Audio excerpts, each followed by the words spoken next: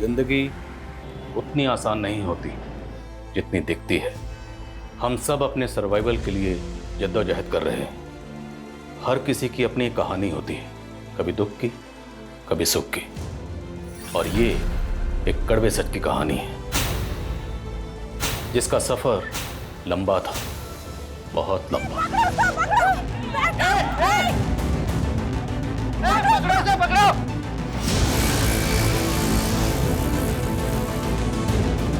भैया भैया स्टेशन चलो, स्टेशन चलो चलो।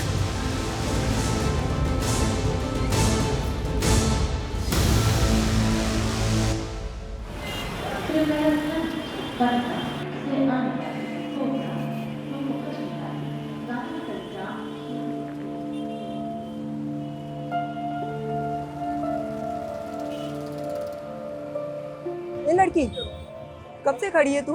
कहाँ से आई है तू? पटना से आए हम। इतनी दूर से अकेले आ गई तू? तो यहाँ क्यों खड़ी है? जाना कहाँ है? बोरीवली, वहाँ हमारी बुआ रहती है, वो मैं लेने आएगी। बुआ अभी तक आई नहीं क्या तेरी? नहीं। नंबर है उनका? नहीं। इधर आ। पता मालूम है तुझे? अरे तो कैसी बुआ है तेरी? मालूम है कितनी रात हो गई है? ये जगह तेरे लिए सही नहीं है। मेरी खोली पास में ही है, चल आजा, खाना वाना खा लेना। लेकिन वो आ गई तो? वो जो सुबह से नहीं है, तुझे क्या लगता है इतनी रात को आएगी? तुझे चलना है तो चल, वरना तेरी मर्जी। अरे रुकिए, मैं भी आ रही हूँ। आप हमें सुबह में बोरीवली ले जाओगे ना? अरे तेरी बुआ का नंबर और पता तो है नहीं तेरे पास। तेरे घर वालों ने भेज कैसे दिया तुझे अकेले? चल मैं देखती हूँ कि तेरे लिए क्या कर सकती हूँ। आजा।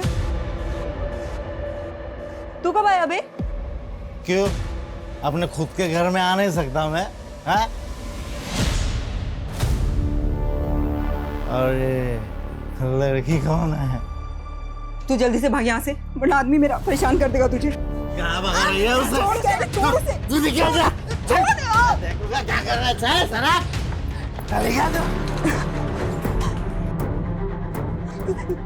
ये क्या किया तूने? तुझे पता है ना मुझसे कंट्रोल नहीं होता।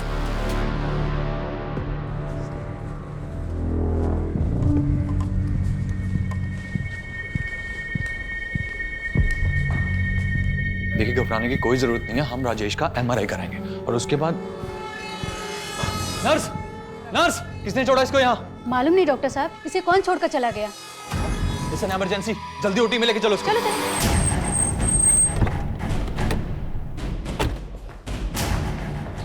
Yes doctor. सर, एक बच्ची को पता नहीं कौन इंजर्ड हालत में यहाँ पर छोड़कर चला गया है। मैंने उसका इलाज शुरू कर दिया है, पर बच्ची को इंजरीज काफी ज्यादा हैं सर। पता नहीं, मतलब कोई तो छोड़ के गया होगा। हमें सीसीटीवी फुटेज चेक करनी है। सर, यही बच्ची थी वो। कोई गार्डियन तो नजर नहीं आ रहा। एक बच्चे, एक छोटी बच्ची को जख्मी हालत में हॉस्पिटल छोड़कर चला गया। पता करो क्या इस बच्ची की कहीं कोई मिसिंग कंप्लेंट फाइल हुई है, और ये भी पता करो ये लड़का कौन है।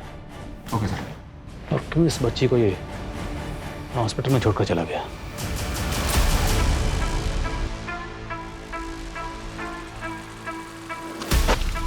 एक चोर चोर। भैया, आपको बोरीवली पता है कहाँ है? नहीं बेटा।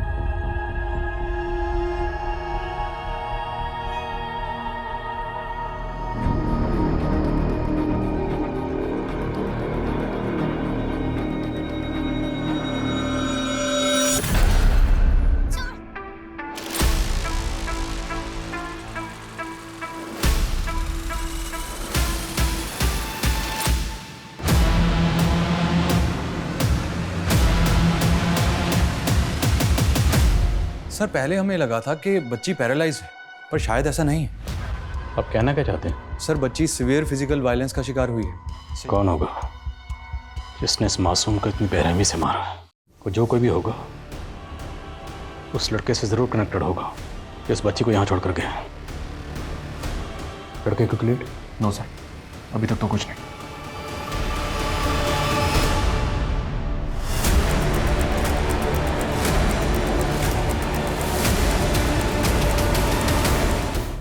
सर, हमें बच्ची की कोई मिसिंग कंप्लेंट भी नहीं मिली है। उसका फोटो सोशल मीडिया पर सर्कुलेट कर दिया। न्यूज़पेपर में भी छपा दिया है। शायद उनको देख के कोई जान पहचान वाला सामने आया। बच्ची व्हील चेयर पे थी। डॉक्टर ने बताया कि ये बच्ची पैरालाइज नहीं थी, इसे चोट रिसेंटली लगी थी। तो क्या वो व्हील चेयर बच्ची के लिए रिसेंटली खरीदी गई थी? शर्मा, आई थिंक हम व्हील चेयर सेलर का चांस ले सकते हैं। बच्ची के कपड़े, सुमन। Yes sir. बच्ची के कपड़े लाओ जल्दी। ये लीजिए सर। इसमें बारकोड और सीरियल नंबर है। आई थिंक हम इससे पता लगा सकते हैं कि कपड़े कहाँ से खरीदेगा, राइट? Right sir. इस ब्रांड के कपड़ों के जितने भी ट्रेड सेलर्स हैं सबसे कांटेक्ट करो। नाम क्या है तेरा? राजकुमारी। आज से ना तू यहाँ की राजकुमारी है और ये तेरी दासी। ये ना तुझे राजमहल लेकर जाएगी। वहां पर राजकुमार तेरा इंतजार कर रहा है। नहीं, मुझे पटना जाना है। अरे तू क्यों चिंता करती है? तेरा राजकुमार तुझे पटना लेकर जाएगा ना। चलिए राजकुमारी जी। मुझे पटना लेके जाओगे ना? क्यों नहीं, पर पहले जल्दी से रेडी तो हो जाओ। ये देखो कितनी प्यारी ड्रेस है। हाँ, पहले प्रिंसेस की तरह रेडी हो जाओ, फिर लेके चलते हैं, ठीक है? चलो।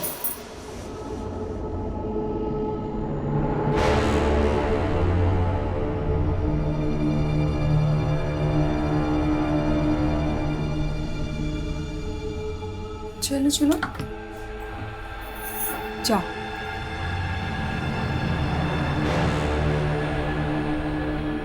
राजकुमारी का स्वागत है। हम आशा है और हम पटना में रहते हैं। हमें पटना जाना है। लेकिन आपके पिता ने तो हमारे साथ संधि कर ली है। संधि? हाँ मंत्री, हमें इस बात की चिंता खाए जा रही है कि हमारे बाद युवराज इस राज्य को संभाल पाएंगे कि नहीं। आशा बेटा तुम बाहर जाओ, मुझे रिहर्सल करनी है। पापा, आप हमें इस नाटक में राजकुमारी बना दो ना प्लीज। बेटा तुम एक्टिंग नहीं कर पाओगे। अरे कर लेंगे पापा, बना दो प्लीज, बना दो प्लीज प्लीज प्लीज। अच्छा अच्छा अच्छा अच्छा ठीक है, मैं तुम्हें राजकुमारी बनाऊंगा, लेकिन एक राजकुमार भी होगा इस कहानी में। क्या तुम उसका डायलॉग बोल पाओगे? अरे क्यों नहीं, आपकी बेटी है, आप कर सकते हैं तो हम क्यों नहीं। अरे वाह। आप हमारे पापा को जानते हैं? उन्होंने भेजा आपको? हाँ, हम ही तो आपके राजकुमार हैं। चलो रिहर्सल करते हैं। रिहर्सल?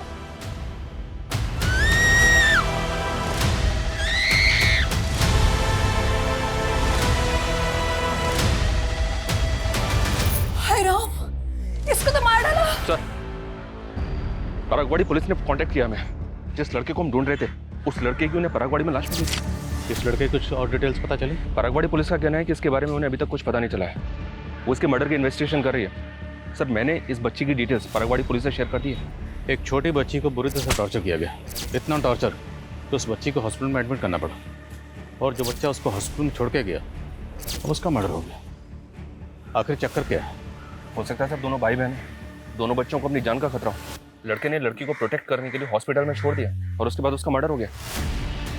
ये भी तो हो सकता है सर, इस बच्चे का किलर वही हो जिसने इस बच्चे को बुरी तरह से पीटा है। लेकिन सवाल ये है, अगर ये लड़का उस बच्ची को वाकई प्रोटेक्ट करने के इरादे से हॉस्पिटल में छोड़ के गया था, तो बच्ची को हॉस्पिटल में छोड़ने के बाद ये हमसे कांटेक्ट कर सकता था। इसने किया नहीं, ये वहाँ से भाग गए और अब इसका मर्डर हो गया। हाँ सुमन? सर, उस केजे जॉन ब्रांड के होलसेल ट्रेडर से मिली। बच्ची के कपड़े पे लेबल है, उसका सीरियल नंबर देख के उसने डिटेल लिए। सर, उस लॉट का कंसाइनमेंट अम्बे नगर के एक आउटलेट में गया था। अम्बे नगर? ठीक है। विवाह फड़के? कौन है विवाह फड़के, आप जानती हैं? सर, इतना कहाँ याद रहता है, काफी लोग आते रहते हैं। ये कपड़े आज से 13 दिन पहले खरीदे गए, 3 मार्च को। हमें 3 मार्च की सीसीटीवी फुटेज देखनी।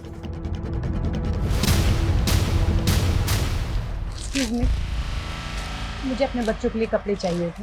मेरे बेटी की उम्र 14 साल है और बेटी की 10 साल है। सो आप उनके हिसाब से कपड़े दिखा दीजिए। तो वो दोनों बच्चे इस औरत के हो सकते हैं? ये फुटेज हमें दीजिए। Okay sir.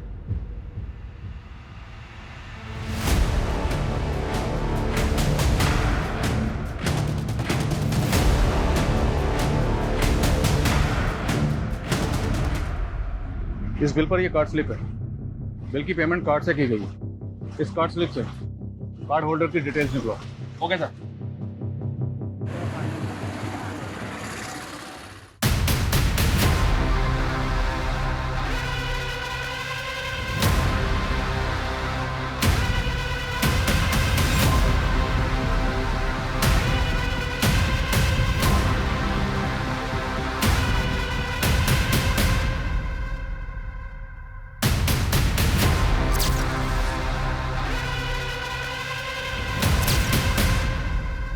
अरे अब बस भी करो।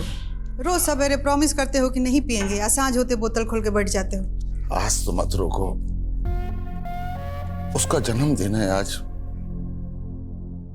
और वो यहाँ आए भी नहीं। अरे 19 साल हो गया उसको गए हुए। कौन है? कौन है? कौन है?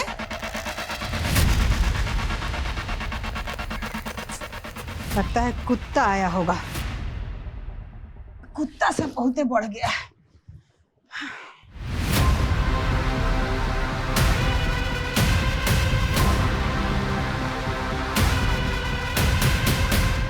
सर विवाह फड़के के बारे में पता चला है, वो अम्बे नगर की रहने वाली है। अम्बे नगर तो मिलकर आते हैं। लेकिन सर विवाह तो मर चुकी है। क्या? जी हाँ सर, अम्बे नगर पुलिस का कहना है कि विवाह ने 5 दिन पहले ही सुसाइड किया है। विवाह? जतिन फड़के विवाह का पति है सर, जिसने अम्बे नगर पुलिस को कॉल करके बताया था कि उसको विवाह की लाश मिली है। पीएम रिपोर्ट के मुताबिक विवाह ने एक्सेस पॉइजन कंज्यूम किया था। हालांकि सुसाइड की कोई खास वजह पता नहीं चली है, लेकिन अम्बे नगर पुलिस का कहना है कि उनको कोई साजिश भी नहीं लगी, इसलिए उन्होंने केस क्लोज कर दिया। सर मुझे यकीन नहीं हो रहा है, विवाह इस तरह मुझे छोड़ के चली जाएगी। लेकिन आपकी वाइफ ने सुसाइड क्यों किया? मुझे खुद समझ में नहीं आ रहा। हम दोनों एक दूसरे के साथ बहुत खुश थे। सुसाइड के एक दिन पहले हमने हमारी 10वीं मैरिज एनिवर्सरी मनाई थी।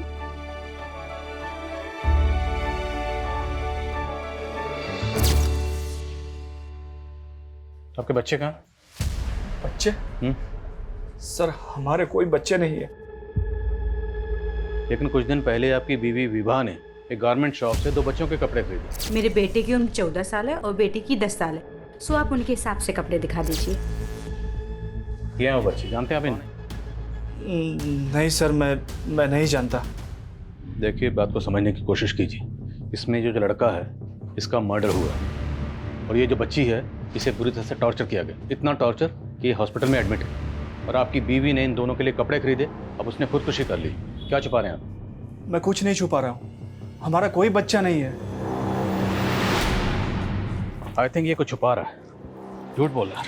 लेकिन सर आस पड़ोस में इंक्वायरी की, इन दोनों के वाकई में बच्चे नहीं हैं। अगर इनका कोई बच्चा नहीं है तो फिर इसकी बीवी विवाह ने बच्चों के कपड़े क्यों खरीदे? जो बच्ची हॉस्पिटल में एडमिट है उसने वही कपड़े पहने हुए थे जो विवाह ने खरीदे थे। आई थिंक इन दोनों बच्चों का विवाह से कोई ना कोई कनेक्शन ज़रूर है। बच्ची की हालत अब कैसी है? वो अभी बात करने की हालत में नहीं है। तो एक काम करते हैं, अम्बे नगर पुलिस स्टेशन चलते हैं, उनसे बात करते हैं जो विवाह सुसाइड केस को हैंडल कर रही है। Okay sir.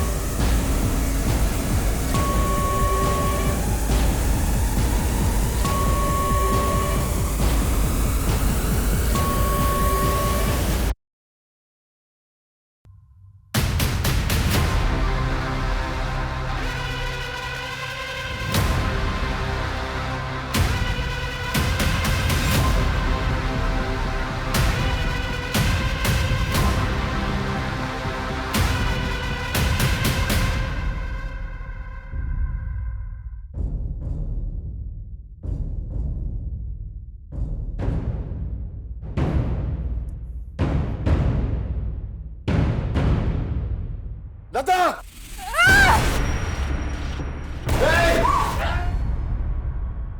बैठिए।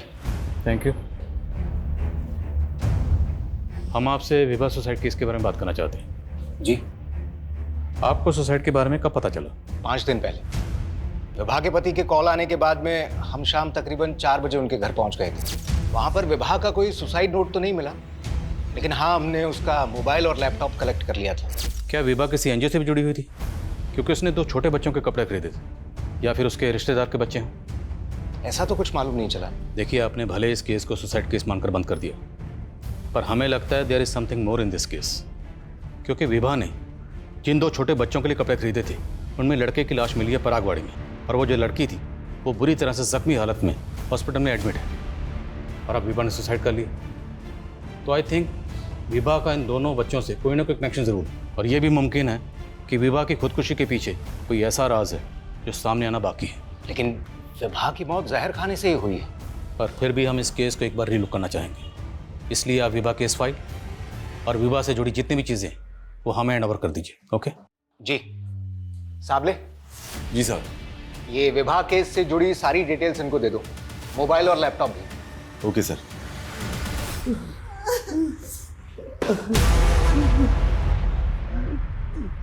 पहचाने नहीं हमको? कौन हो तुम? जो दीवार पे टांग के रखी हो ना फोटो, वही है हम। आशा, आपकी बेटी है हम। आशा, नहीं पहचान रहे आप? पकड़ाओ मत तुम हम लोग को। 19 साल हो गया है आशा को गायब हुए। अच्छा, 19 साल पहले क्या था? क्या था 19 साल पहले? 2003, और अभी क्या है? 2022। अच्छा, सरिया ये मत। एगो बहुरत बेटे बात पे आप विश्वास कर रहे हैं बेटी के बारे में। सुनो, बंद करो तुम अपना नौटंकी। नौटंकी हम कर रहे हैं? हम कर रहे हैं? हाँ, हम ही आशा हैं। सबूत का है तुम्हारे पास कि तुम आशा हो?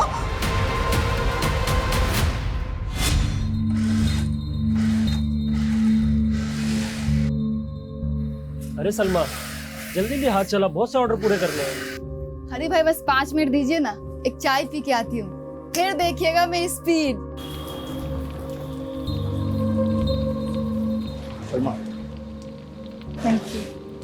देखो सलमा, मैं तुम्हें पूरे 1 साल से देख रहा हूँ और तब से ही जानता हूँ। अच्छी लगती है मुझे, शादी करना चाहता हूँ। मुझे यकीन है हम दोनों की लाइफ बहुत प्यार से कटेगी। दिनेश, मैं ऐसा नहीं कर सकती। क्यों? हम दोनों के मज़हब अलग है इसलिए? नहीं, क्योंकि तुम ये रिश्ता नहीं निभा पाओगे। क्यों नहीं निभा पाऊंगा? अरे तुम एक बार हाँ तो कह दो, हम भी शादी कर लेंगे। शादी करना चाहती हो ना? लेकिन मेरी एक शर्त है। कैसी शर्त? सबूत चाहिए तुमको? सर, विभा के फोन का डेटा रिट्रीव हुआ तो उसमें ये वीडियो मिला है। कौन है ये?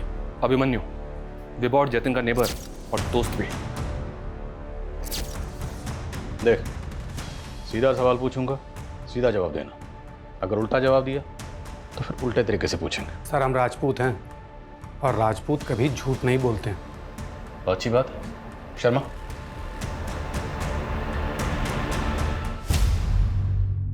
जानते हो इन बच्चों को? नहीं सर। कौन है ये लोग? ये क्या हुआ? मुंह में दही जम गई? तूने विभा का ये वीडियो बनाया, तुम उसे ब्लैकमेल कर रहे थे, इसलिए तूने विभा को... अरे नहीं सर, ये सब झूठ है। हाँ, ये सच है कि हमारा और विभा का अफेयर चल रहा था, और ये वीडियो दिखाकर उसे कोई ब्लैकमेल कर रहा था। कौन है वो? पता नहीं, अभी तक तो कोई डिमांड नहीं रखी उसने। देखो, उसको जितने भी पैसे चाहिए ना, वो हम तुम्हें देंगे, लेकिन ये बात गलती से ही मेरी पत्नी को पता नहीं चलना चाहिए। उसके बाद हमने उसे 5 लाख रुपए दी जो ब्लैकमेलर ने मांगे थे। फिर हम उससे मिलना बंद कर दिए सर। कब की बात है? 1-1.5 महीने पहले की बात है सर। हम अक्सर होटल स्प्रिंग बेल जाया करते थे। ये वीडियो भी वहीं बना था सर। कहीं ऐसा तो नहीं कि विभा ने तो जो बनाया, उसने तेरे साथ अफेयर किया, होटल में ले जाकर ये वीडियो बनाया, और वो तुझे ब्लैकमेल कर रही थी, बार बार पैसे मांग रही थी, इसलिए तूने विभा... सर, ये क्या बोल रहे हैं? ऐसा कुछ नहीं हुआ था सर। इस अभिमन्यु की बातों का भरोसा नहीं कर सकते। पता करो क्या इसका उन दोनों बच्चे से कोई कनेक्शन है, और तुम खुद होटल स्प्रिंग बेल जाओ। Okay sir. सर, ऐसा भी तो हो सकता है कि विभा हनी ट्रैपिंग करती हो और जतिन इसके बारे में सब कुछ जानता हो। सर, मुझे विभा के अफेयर के बारे में कुछ मालूम नहीं था। अभिमन्यु का कहना है कि कोई विभा को वीडियो दिखाकर ब्लैकमेल कर रहा था। कौन हो सकता है ब्लैकमेलर? सर, मुझे विभा ने इस बारे में कुछ नहीं बताया। सर, मुझे अभिमन्यु पे शक है। वो कुछ छुपा रहा है।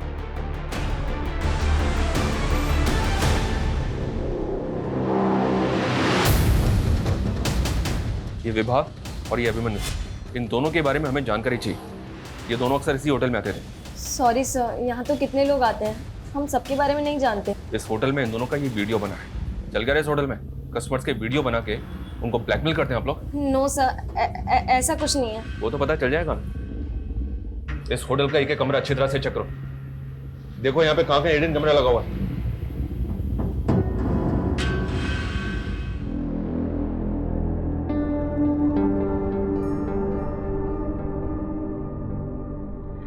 हाँ हरिश्चंद्र,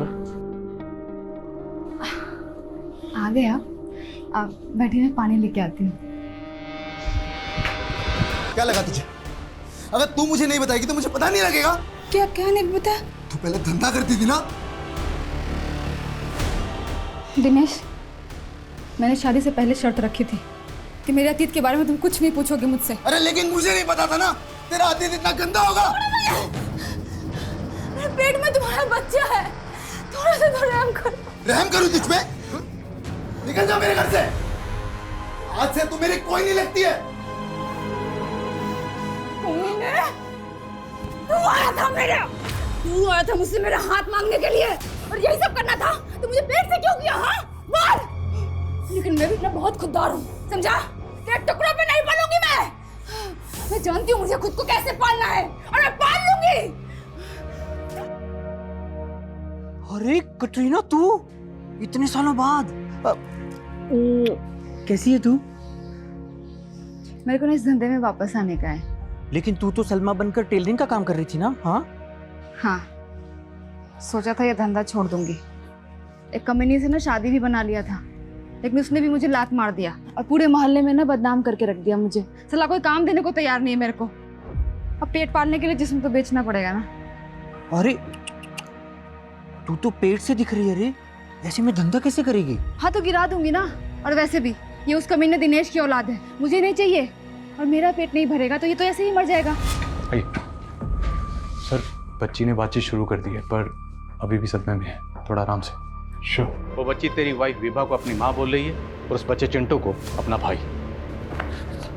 वो बच्ची तेरी बीवी को अपनी माँ क्यों बोल रही है? सर मुझे खुद समझ में नहीं आ रहा है। मेरा कोई बच्चा नहीं है। सर प्लीज मेरा यकीन कीजिए सर, प्लीज। पीएम रिपोर्ट के हिसाब से भी विभा कभी मां नहीं बनी थी, तो इसका मतलब सर ये तो कंफर्म है कि विभा का कोई बायोलॉजिकल बच्चा तो हो ही नहीं सकता। तो वो बच्ची विभा को अपनी माँ क्यों बोल रही है? सर, उस लड़के चिंटू के बारे में मुक्ता पार्क पुलिस से एक इन्फॉर्मेशन मिली है। 20 दिन पहले वो लड़का गेटवे ऑफ इंडिया से एक टूरिस्ट का पर्स छीन के भागते हुए पकड़ा गया। चोर! हाँ सर, यही लड़का था जिसे हमने पकड़ा था। पहनावे से तो अच्छे घर का लग रहा था, इंग्लिश भी अच्छी बोल रहा था और इसकी माँ का फ़ोन नंबर भी से याद था। मैंने उसकी माँ को फ़ोन करके बुलाया था। मम्मी! आप इसकी माँ हैं? जी सर।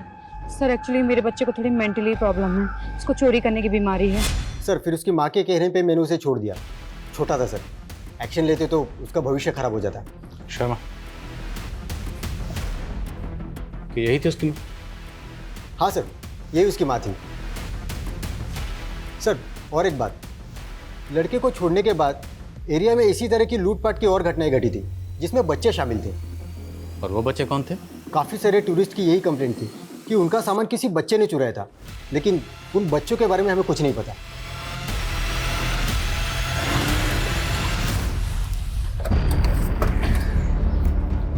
सर कहीं ये ऑर्गेनाइज क्राइम का केस तो नहीं?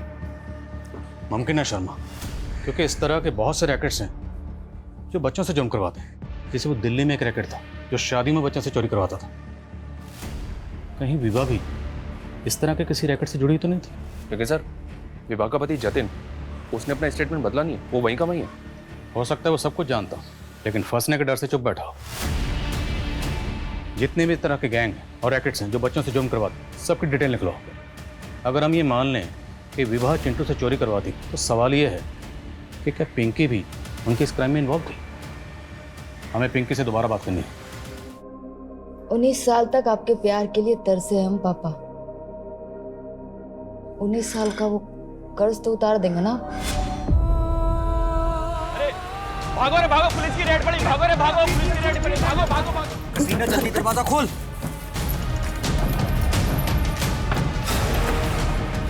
कटीना पुलिस की रेड पड़ी है, जल्दी भागो। ए भाग रे, चल भागो। ए छोड़ ना। ये क्या है साहब, ये रोज का आप लोग का, छोड़ ना। क्या है?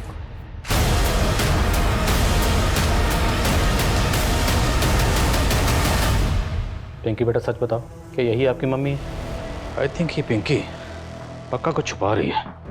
हो सकता है ये भी चिंटू की तरह चोरी वगैरह करती हो। बोलो। सर, होटल स्प्रिंग बेल की इंक्वायरी करते हुए एक इंफॉर्मेशन हाथ लगी। सर, वहाँ की रिसेप्शनिस्ट का एक क्रिमिनल रिकॉर्ड है। 2 साल पहले लोकल ट्रेन में वो चेन स्नैचिंग करते हुए पकड़ी गई थी। सर, मजबूरी में करना पड़ा था, लेकिन उसके बाद मैंने ऐसा कुछ नहीं किया। अब मैं अपनी नौकरी पूरी मेहनत और ईमानदारी से करती हूँ। तुम्हारी मेहनत और ईमानदारी तो हम तुम्हारे कॉल रिकॉर्ड में देख चुके हैं, जिसमें कई फेक आईडी से लिए गए नंबर है और उनमें से एक नंबर विभा के कॉल रिकॉर्ड में भी मिला। अब इन फेक आईडी से लिए गए नंबर की कहानी क्या है ये तुम खुद बता दो, वरना वो पता करेंगे। सर, ये सब मुझे साहब ने करने को कहा था। वो कहते थे ऐसा कोई भी कपल है जो पति पत्नी ना हो, उनका वीडियो बनाने का। कौन सा? कौन साहब? साबले साहब, वही मुझे यहाँ पर नौकरी दिलवाए थे सर। कौन साहब ने? काका साहब साबले, कांस्टेबल है सर। कांस्टेबल काका साहब साबले। साबले जी साहब। ये विवाह केस से जुड़ी सारी डिटेल्स इनको दे दो, मोबाइल और लैपटॉप भी। Okay sir. जो अंबे नगर पुलिस स्टेशन में पोस्टेड है? जी सर।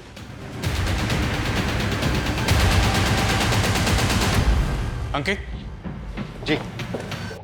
ये कांस्टेबल सावले कहाँ? साबले, उसको लेकर तो हम लोग भी परेशान हैं। उसने कल से रिपोर्ट नहीं किया और उसका फोन भी बंद आ रहा है।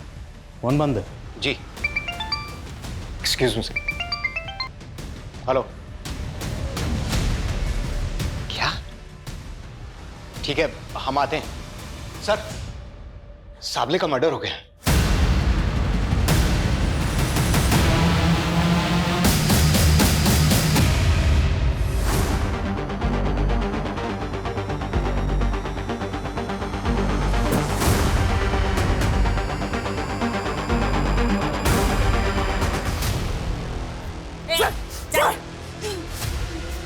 सर, इसने सावले को मार के जला दिया। छोड़ो मेरे को जाना है, मेरे को बहुत जरूरी काम है। छोड़ो मेरे को, मैं पेटी छोड़ो मेरे को। छोड़ो इसे। कहाँ जाना तुझे? चुपचाप बैठ और जो पूछ रहे हैं उसका जवाब दे। कांस्टेबल सावले को क्यों मारा तूने? और जेब कतरों के रैकेट के बारे में क्या जानती है? विवाह फड़के और बच्चा जिसका मर्डर हुआ, चिंटू। सीधे सीधे जवाब दे। जवाब तुम लोग दो मेरे को। सावले क्यों मेरी जिंदगी बर्बाद किया? तुम सारे पुलिस वालों ने एक जैसे हो, एक जैसे। ए, अपनी हद में रह। काय का हद में? हाँ, एक से मरने वाली है मैं। तुम सारे पापियों को ना मार के मरूंगी मैं। बोला ना, ड्रामा बंद। जो पूछ रहे हैं उसका सीधा सीधा जवाब बोल। कांस्टेबल सावले को क्यों मारा है? मैंने किसी को नहीं मारा है, मैं तो खुद सहती आ रही हूँ। सब कुछ सहा मैंने। 11 साल की उम्र में मेरे साथ धोखा हुआ, लेकिन फिर भी सब कुछ सहते हुए मुझे जीना पड़ा। हम जानते हैं ना कि तुम ना बहुत ही बहादुर लड़की हो। हम जो कहेंगे वो तुम समझ जाओगे। हाँ मौसी। देखो, तुम्हारी माँ को गुजरे 2 साल हो गया ना, और तुम्हारे पापा हमसे ये लिए शादी किए कि हम तुम्हारा देखभाल कर सकें। बाकी देखो, फिर भी कितना उदास रहते हैं ना। हाँ, ऐसा क्यों मौसी? देखो बेटा, अगर तुम चाहती हो कि तुम्हारे पापा हमेशा खुश रहें, तो तुम ना कुछ दिन के लिए बम्बई चली जाओ अपनी फुआ के पास। तुम्हारे पापा को हम कुछ नहीं बताएंगे। अच्छा, तुम्हारे पापा तुम्हारी माँ का मौत भुला जाएंगे तो हम तुमको वापस बुला लेंगे। लेकिन ये सब मुझे पता नहीं था कि ये सब मेरी मौसी ने मुझे घर से भगाने के लिए किया था। क्या हुआ बेटा? सब ठीक तो है ना? मुझे मेरी बुआ के यहाँ जाना है, बोरीवली। आपको पता है बोरीवली कहाँ है? हाँ पता है ना, चल। ले संभाल इसे, नई मुर्गी लाया हूँ तेरे लिए। इस मुर्गी का ध्यान रख, ये मेरा माल है, पहले मैं इसको खाएगा और जब भी मैं बोलूँगा मेरे राजमहल पे लेकर आएगी तू इसे। राजकुमारी का स्वागत है। फिर 6 साल तक मुझे एक कोठे से दूसरे कोठे पे बेचा गया। धंधा करती थी मैं, लेकिन एक दिन हीरा की मदद से मैं भाग गई, अपना नाम बदला साहब, सिलाई करके एक नई जिंदगी शुरू करने की कोशिश की। शादी करना चाहता हूँ।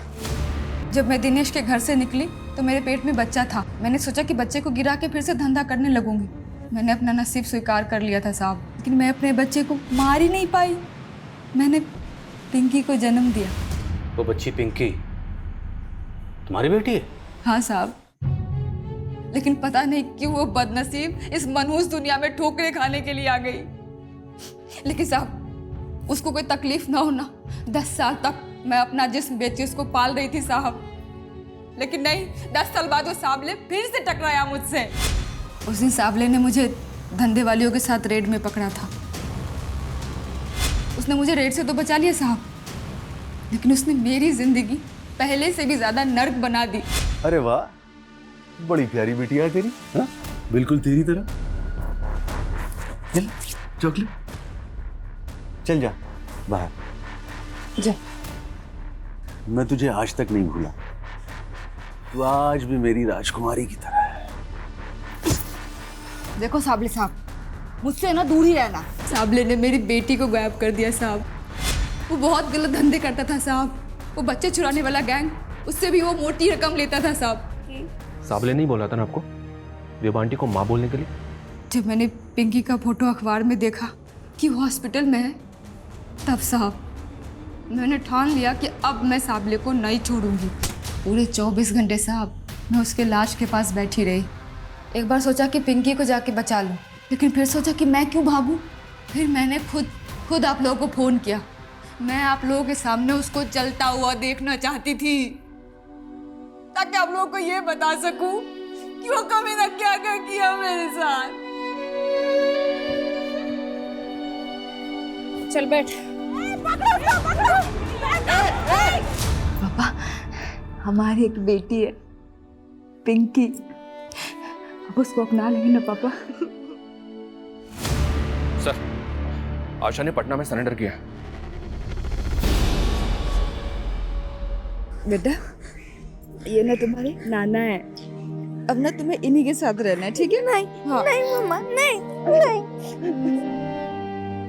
सर, ये साबले तो बच्चों से चोरी करवाने वाले रैकेट से भी जुड़ा था, और इस रैकेट को असलम नाम का एक आदमी चलाता है। ये असलम है, इसका साबले को पूरा सपोर्ट था। मालवानी पुलिस ने खबरियों के टिप पे इसको अरेस्ट किया। इसी असलम ने साबले के कहने पे चिंटू का मर्डर किया, क्योंकि चिंटू ने पिंकी की जान बचाने के लिए उसको हॉस्पिटल पहुंचा दिया था। और ये साबले विभा को भी ब्लैकमेल करके उसे जबरदस्ती अपने रैकेट के बच्चों की फेक मां बना के पेश कर रहा था। और उस वीडियो के डर की वजह से विभा कभी पुलिस के पास जाने की हिम्मत कर ही नहीं पाई, और ना चाहते हुए भी साबले के इस जुर्म में शामिल हो गई। और शायद वो कहीं ना कहीं ये जानती थी कि वो जो कर रही है गलत कर रही है, बहुत गलत कर रही है। उसके दिल पे बोझ होगा, और यही बोझ शायद उसकी खुदकुशी की वजह बना हो।